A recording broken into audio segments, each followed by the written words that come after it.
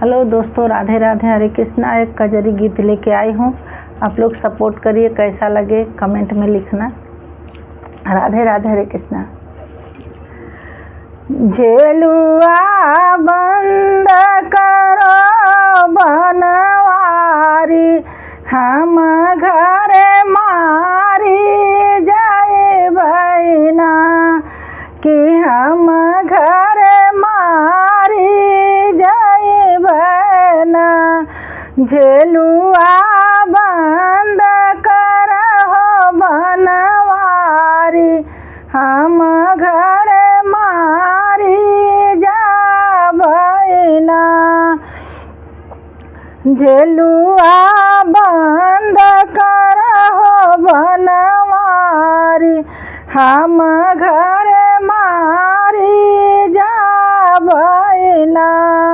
हरे राम रे माझे मारे माझे बरस बदरिया, बड़ा मन भावन रे हरि। हरे राम रे माझे बरस बदरिया, बड़ा मन भावन रे हरि। हरे राम रे माझे बरस बदरिया, बड़ा मन भावन रे हरि। के न झुलावे के न झुलाए, के न खरीदाई टिकुली रामा, के न झुलावे के न झुलाए, के न खरीदाई टिकुली रामा। हरे राम झेलुआ बंद करो, कि हम घरे मारी जा। झेलुआ बंद करहो बनवारी, हम घरे मारी जाबना, कि काहे तुम्हारी जाबूना। हरे राम कृष्ण बने मनिहार, पहिरली है साड़ी रे हरि। हरे राम कृष्ण बने मनिहार, पहिरे साड़ी रे हरि।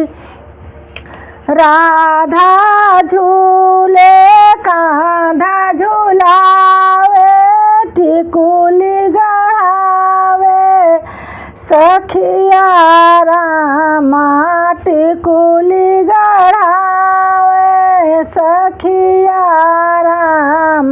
हरे राम झेलुआ बंद करहो बनवारी, हम घरे मारी जाबना, कि हम घरे मारी जाबना। हरे राम छाई घटा घन घोर बदरिया, काली रे हरि। हरे राम छाई घटा घन घोर बदरिया, काली रे हरि। झेलुआ बंद करहो बनवारी, हम घरे मारी जाबना। मातु पिता घर हेरत होई, मातु पिता घर हेरत होई, कि हम घरे मारी जाबना, कि हम घरे मारी जाबना। कि झेलुआ बंद करहो बनवारी, हम घर मारी हरे कृष्णा। कैसा लगा आप लोग के कजरी कमेंट लिख।